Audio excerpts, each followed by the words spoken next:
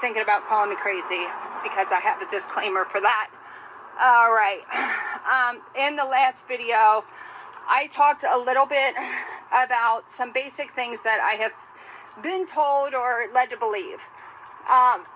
The first thing is how gang stalkers see us. Nothing is sacred. Anything that is sacred to a target, understand, when the gang stalker looks at you, they don't see it as sacred. That's actually part of our life. Nothing sacred. Not our children, pets, material goods, family, friends, nothing. Nothing sacred. And I've actually been told, this came up, that the gang stalkers will take an attitude like, well, it's nothing personal, it's just business. It is personal. You don't have to believe their delusions. It is very personal. If you attack a mother's child, it's personal. Another thing is trust nobody. Literally, trust nobody. And nothing is ever what it seems. Okay, so you might find yourself in a situation, and in this situation you see the number 1 and then plus number 1, and you think, well, obviously it's 2. It might not be 2, it could be 3, right? You don't know. I've had people in my life that were in my life some years ago that were very aggressive, and I thought they were very negative. Come to find out, the negative people were the ones that had my back, and the ones that were smiling and wanting to be my best friend were my enemies. You literally can't trust anybody. And then nothing's sacred. As far as they're concerned, it's just business. Okay? The thing is, and this is what really about the targeting program, and it's the only thing that can and will and needs to be recognized and learned. It's the only important thing, is that these people that are gang stalking us and that are sabotaging us would not feel the same way about it if it was being done to them instead of by them. And that is everything. Okay?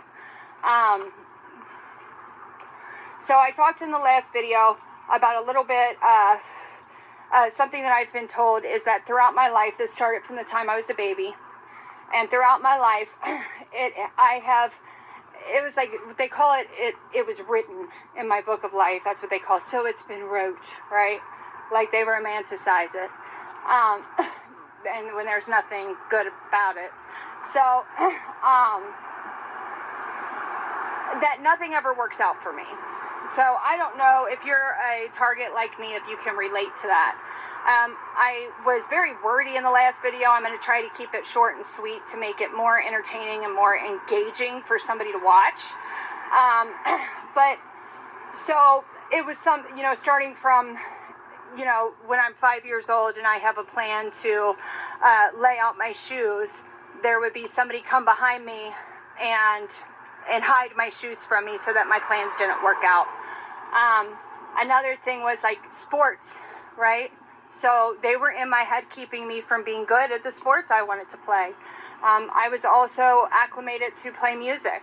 I was actually really talented at playing music. I had a music teacher tell me that I had, that certain aspects of my piano playing showed the most talent that she had ever seen, but that I wouldn't do the work and I couldn't study and I wouldn't do anything, so that it was kind of a waste, to the point where she was like, I'm not even going to try to teach you anymore. They convinced me when I was younger, they told me that I had ADD, and that was the reason that I could never study. I didn't have ADD.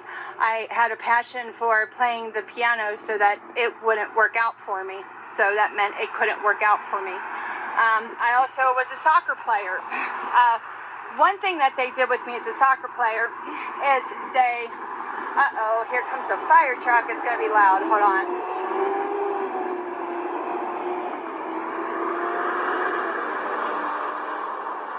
Gang stalking fire trucks. I'm kidding. Okay, so fucking gang stalking fire trucks. Why did I say it with a country accent too? That's funny. Anyway, when I would play soccer, I was always one of the worst players on the team. No matter how hard I tried, no matter how much extra practice I put in, I was always one of the worst players on the team. Well, there was one season, literally just one season, I went to play, and they put me on a different team than I was usually on. And then all of a sudden, out of nowhere, I was one of the star players on the team. And it just happened for one season. And then I got put back with my regular team, and bam, I sucked again. And I feel like they did that on purpose so that they could show me as an adult how a telepathic parent, I guess, maybe, they've led me to believe that it is my parents, but remember, 1 + 1 doesn't always equal 2, so I don't know who it was.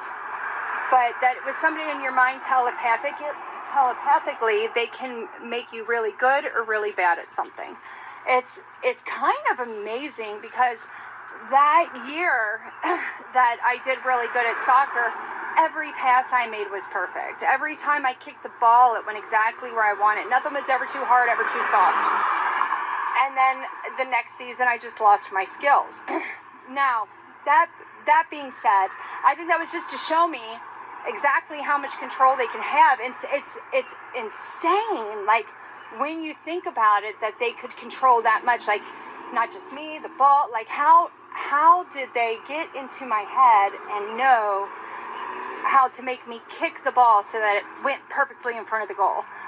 Whereas other times they would have me, especially in high school, if the ball got moved forward, like got kicked towards me, I'd almost run away from it.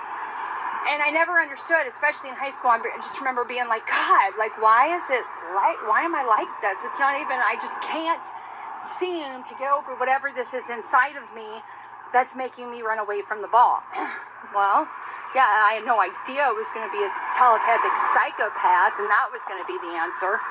So, now that being said, there were parts of my childhood, after I made the first video, gang stalkers started coming up to me, and they would use mind control to get in my head to make me feel guilty about coming out and posting these videos.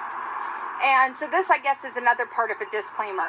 I don't know for sure whether or not it was my parents that did these things, but it damn sure looks like it. It looks like it was my mom and possibly her side of the family. My mom has told me telepathically before, well, Ellen, you were just called on to make a sacrifice, and I believe in this program so much that I even gave my own child to it.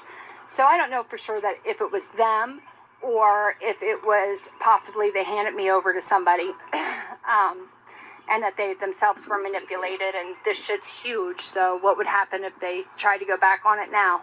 Like, I don't really know, you know, but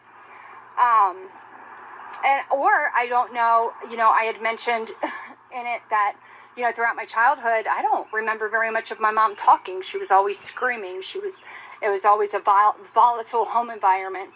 But I guess this is my disclaimer. It wasn't always, right? Because there were good things in my life too. Now, here's the thing. If I sit here and make videos about being really little and the magic of Christmas and knowing Santa Claus was coming, then that's not really stuff that's conducive to giving information about the targeting. The things that I'm going to be focusing are not good. And because the good things aren't important, you know, the soccer tournaments, traveling, that family vacation, you know, Christmas, whatever it was, that ended up being good. I just thought of another one.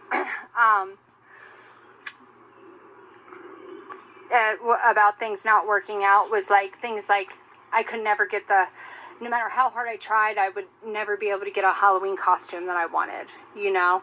I remember, like, no matter what, every single year for Halloween I was a clown. All I wanted to be was a vampire. And it wouldn't matter if I had me like a little job and I was trying to save money, the money would get, you know, whatever it was. I just kind of went off track there, and that wasn't exactly correct. Anyway, I'm not going to backtrack, but it would literally be just about anything, you know.